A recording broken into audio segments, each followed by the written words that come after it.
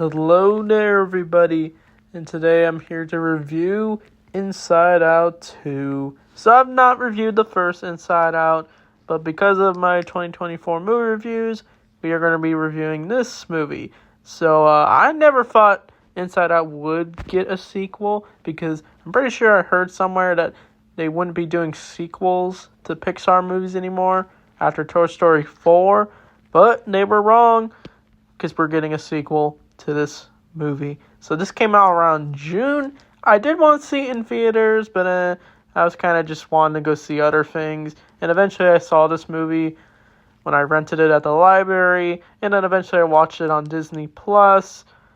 And I gotta say, this movie is a solid sequel to the first Inside Out. The first one was really good. Like, I probably will review it someday. But what really worked about that movie was the heart towards it. It explores the inner psyche of our own emotions we struggle with. Like, for example, we got joy, we got sadness, we got anger, disgust, fear. We all have these emotions, and we all have to learn to adjust whenever we're dealing with hardship. And it has a very powerful message in the first movie. But this movie takes a new direction. We get new emotions. We got anxiety, envy, embarrassment. And I guess that's the emo emotion. But apparently all the original emotions are being pushed to the side after the anxiety tries to take over Riley, as she is sent to hockey camp to see if she can join a new league for the hockey team. But because the other emotions are banished, they band together to find a way to get back to Riley before anxiety makes things worse for Riley, causing her to make not really the best decisions. But this movie is a lot of fun. Like, the animation in Pixar always looks great. Like, it looks like a big stepper up. It still has that same animation that we saw the last time in the first Inside Out, but it feels just a little bit updated, in my opinion. Like, Pixar almost looks like a live action movie mixed with animation. That's kind of how I view these movies now. But I'm glad they put this movie in theaters and not on Disney Plus, since, during COVID, they were really just wanting to dump movies on Disney Plus. But I'm glad they're back in theaters, because they probably wanted to put this movie in theaters because they knew people wanted to see what would go on with Inside Out 2. But it is a lot. But the main thing this movie does have is it does have the heart and charm from the first movie, but it's not as big, in my opinion, because I don't think this is as good as the first movie, as I'm kind of saying. But I think they did their best to do a sequel to this. But the main thing we do see in this is anxiety, played by Maya Hawke, Ethan Hawke's daughter from Stranger Things. But anxiety is really interesting, because apparently it wants Riley to be her best self, but she's kind of going about it the wrong way. She has the wrong ideas. She wants Riley to pair up with these new crowd of girls who have red braids in their hair, and they're kind of their own thing. But it causes Riley to kind of have a rift between her other two best friends, because after Riley learns that they could be moving to a different school, it really bums Riley out, and she ends up ignoring them and not really playing hockey with them. And Riley basically goes about her limits, despite her being at early teenagehood. But the emotions, they literally are sent to the sort of basement after they get banished by the other new emotions, and they're put into a room that's sort of an imagination room. And we even see a bunch of animations coming together in this, which I thought was really cool. We see a video game character I forget the guy's name, but he kind of looks like a Super Smash Bros. Character. We also see a cartoon 2D animation character who apparently was Riley's favorite preschool show. So it's nice that they're having different types of animation. Just like in the first one where they went into that little room and then they started merging.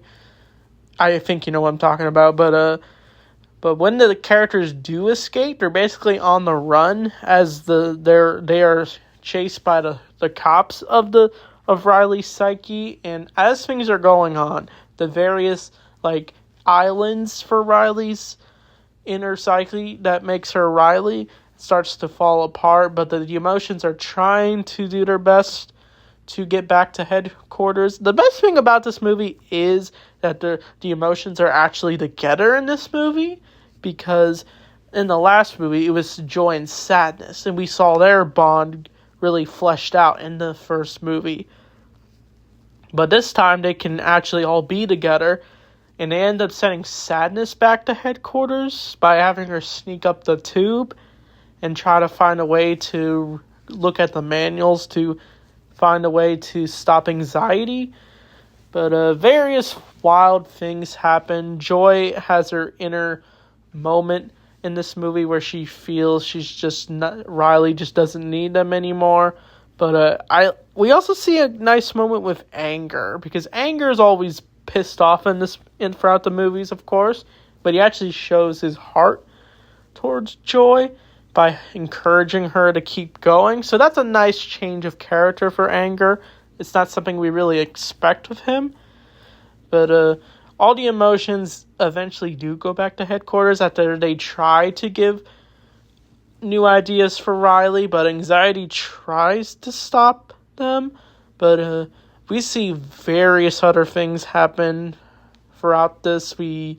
Riley ends up trying to sneak into the coach's office after almost failing her hockey tryouts, I'm pretty sure. And it's leading Riley to think she's not good enough. And they even have to look for this sort of tree branch thing that helps power Riley. But it ends up getting messed up because of Anxiety. And eventually when Anxiety starts to really go all in with Riley, it ends up causing Riley to have a panic attack. And this scene is really good because it's so relatable for people who are struggling with anxiety, I myself included. So this scene really touched my heart, as it shows that it's okay to have anxiety. It's normal reaction. It's the way we go about it is what matters.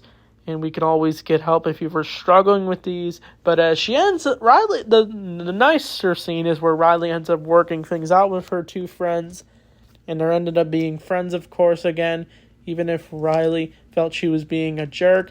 But when the emotions do go back to headquarters, they even tell Anxiety that they don't choose who Riley is, only Riley can, that was really nice. But they end up fixing the anxiety panic attack, and Riley is able to keep going. And I think she does end up finding out she does join the team, and she's sort of reprogrammed in her emotions, and she's able to still be happy, still have anxiety, still have various moments of fear, disgust, anger, sadness, and of course anxiety, embarrassment, emo, envy.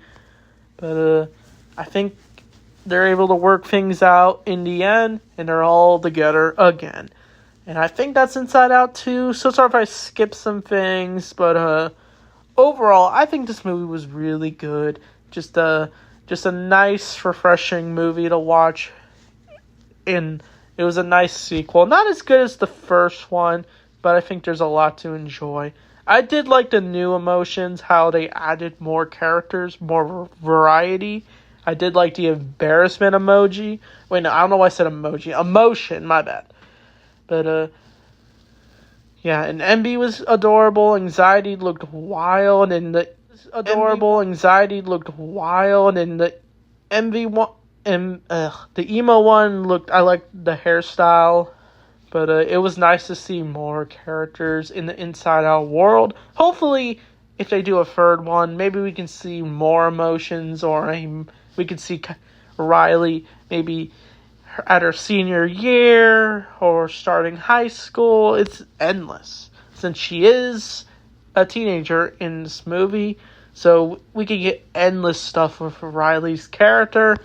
But yeah, there was also some outrage about this movie because they thought Riley was going to be like non-binary or something. I don't know why the YouTubers say that, but I don't care. But anyway, this movie was really good. I'd give it a solid 8 out of 10. Definitely check it out. I definitely want to review more Pixar movies for sure. Also, I'm going to be excited for Toy Story 5. I know it seems like it's kind of random to do another Toy Story movie, but I'm down for it. It encourages me to review those movies. So the next review is the Crisis on Infinite Earths trilogy. I'm very excited to talk about those movies. That's going to be a big review on this channel, so I can't